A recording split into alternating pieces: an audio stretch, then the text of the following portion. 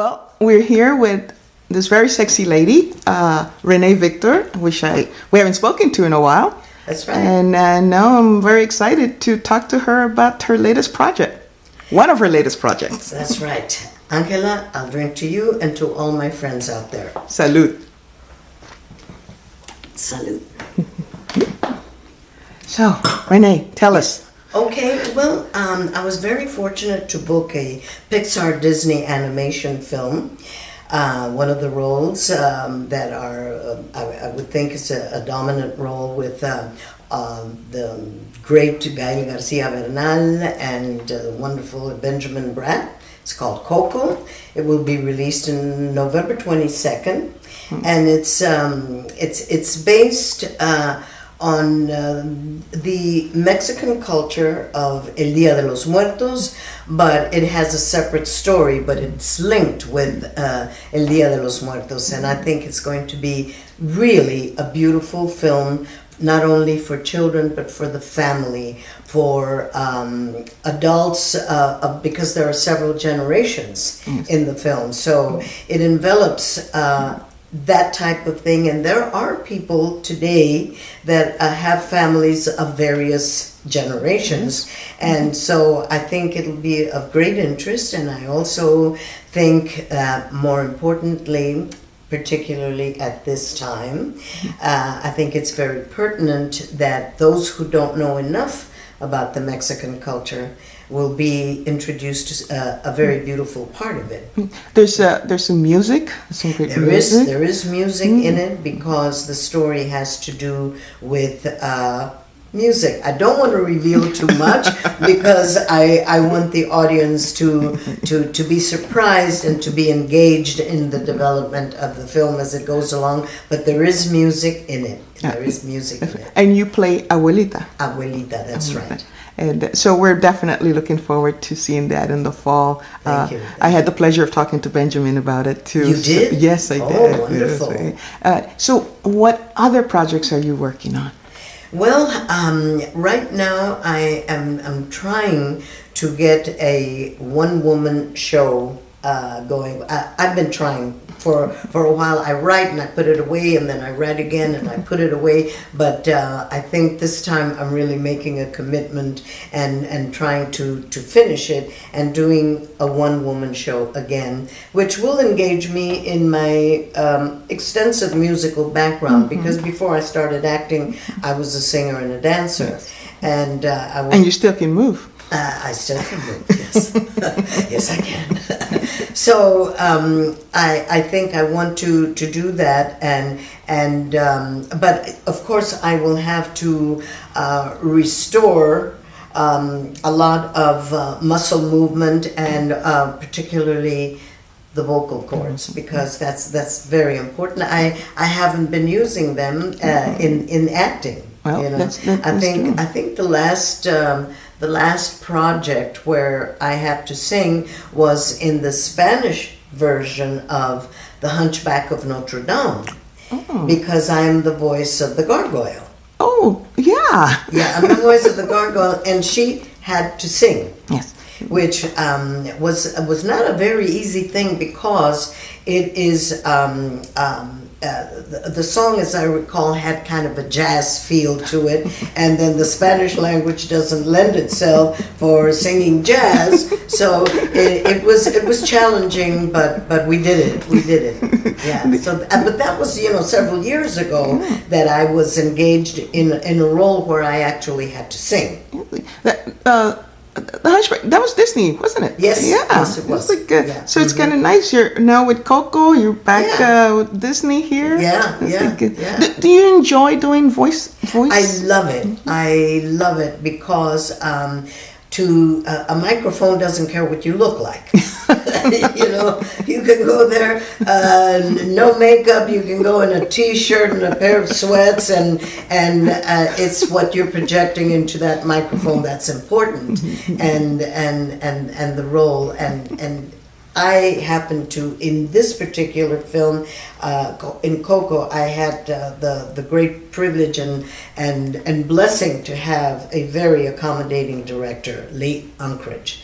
But he's done so much. But it's wonderful to have the director standing right there in the room with you, not very far from you, and telling you, keep on going, more versions, and it involves sign language from the director, understanding from you, continuing to the mic. So it has its very exciting challenges, and it's really an exercise for the vocals. It can be very demanding vocally, but it's wonderful. But also a huge collaboration with the director and the talent. Oh yes, absolutely. With the director, with the sound man, with the writers are there, and of course you have to keep in mind that character that's going to be on the screen. And they showed me, not immediately, but soon enough, they showed me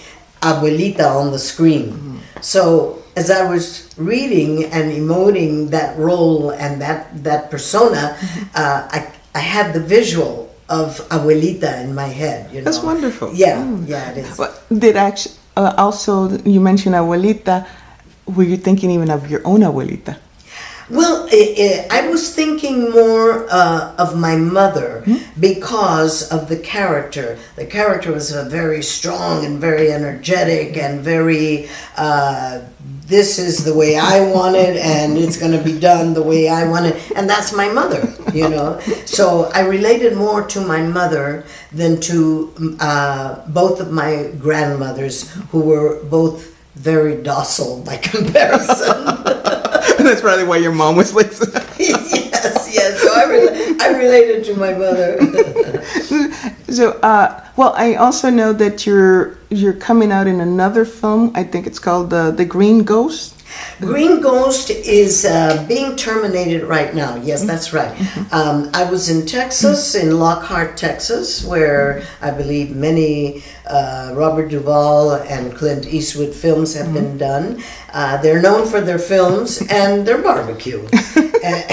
And being a Texan myself, I was quite happy there, and it gave me the opportunity to visit with relatives in Houston, in Austin, in San Antonio, where I was born and raised, and it was a wonderful experience. It was directed by Michael Olmos, and I think it's being completed at the moment. I'm not.